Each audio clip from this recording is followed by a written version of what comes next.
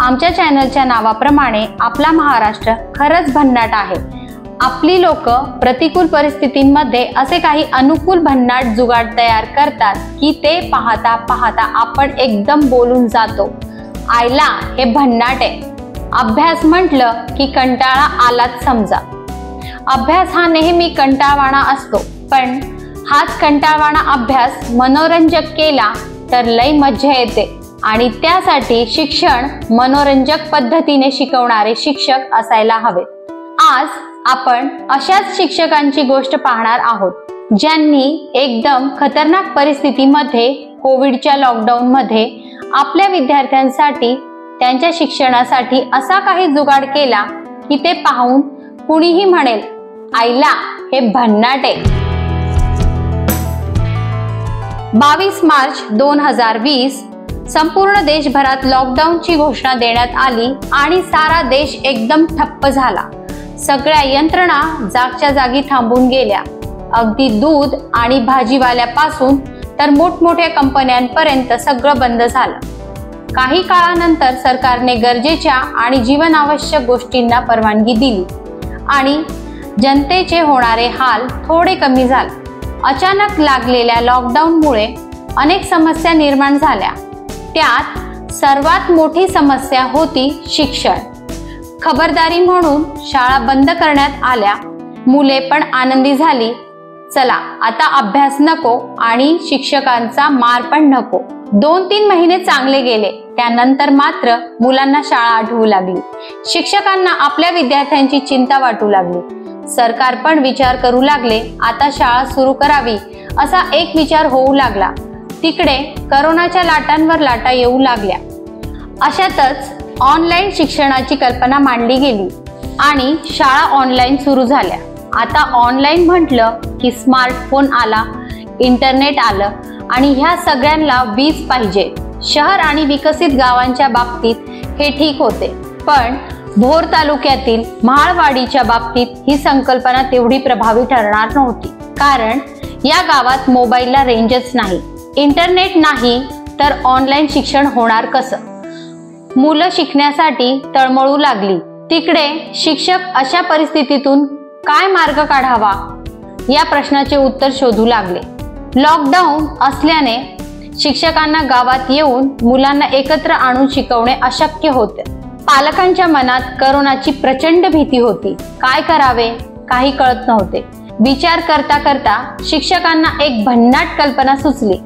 गावात इंटरनेट नाही, सर्वांकडे स्मार्टफोन नाहीत, परिस्थिती बिकट आहे।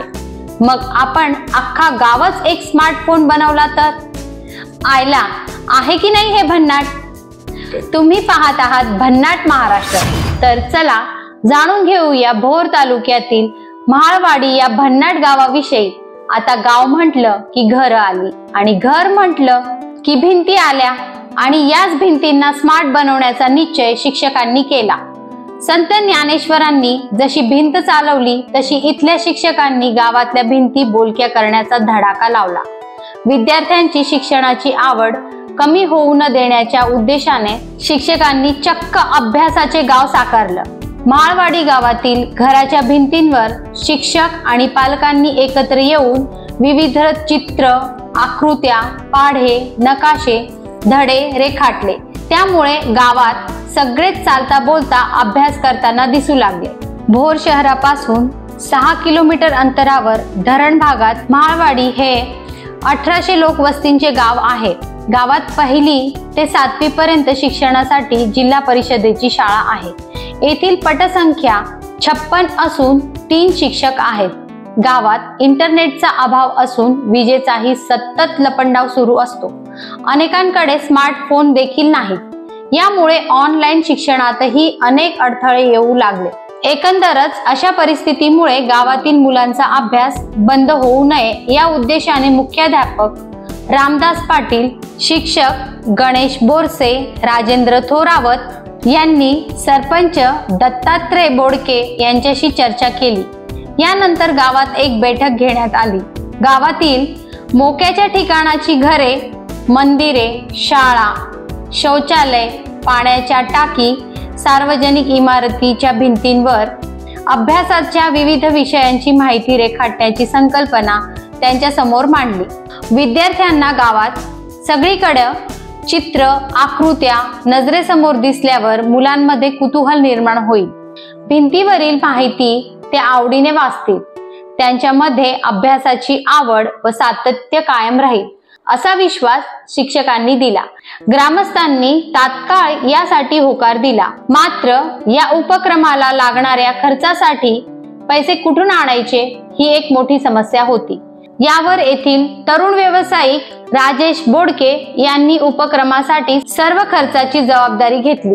संदीप बोडके आणि सागर बोडके यांनी नाममात्र मोबदल्यात भिंती रंगवून त्यावर अभ्यासाचे धडे रेखाटण्याचे काम केले।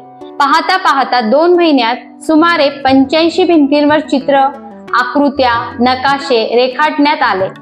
विविध प्रकारचे लिखाणही करण्यात आले। गावातील भिंती बोलक्या झाल्याने आता गावात सगळेच चालता बोलता अभ्यास करताना दिसू लागले। करोनाच्या कठीण काळात भिंती शिकवू लागल्या। शिक्षणाची गंगा अविरत वाहत राहिली। आता यापुढे जाऊन शेतीविषयक माहिती गावातल्या भिंतींवर रेखाटण्यात आल्या। शेतीच्या अनेक सुंदर संकल्पना या भिंती सांगू लागल्या आणि अभ्यासाप्रमाणे शेतीही सोपी झाली। या उपक्रमाची माहिती मिळाल्यानंतर पंचायत समितीच्या गट शिक्षणाधिकारी अश्विनी सोनवणे यांच्या उपस्थितीत याचे अभ्यासाचे गाव असे नामकरण करण्यात आले। तर असे आहे हे महाराष्ट्रातील भन्नाट गाव। तुम्हाला आपल्या महाराष्ट्रातील अशीच भन्नाट गोष्ट माहिती असल्यास आणि आमचा व्हिडिओ तुम्हाला कसा वाटला याविषयी कमेंट मध्ये नक्की कळवा। पाहत रहा भन्नाट महाराष्ट्र। भन्नाट महाराष्ट्र चॅनलला लाईक, शेअर आणि सबस्क्राईब करायला विसरू नका।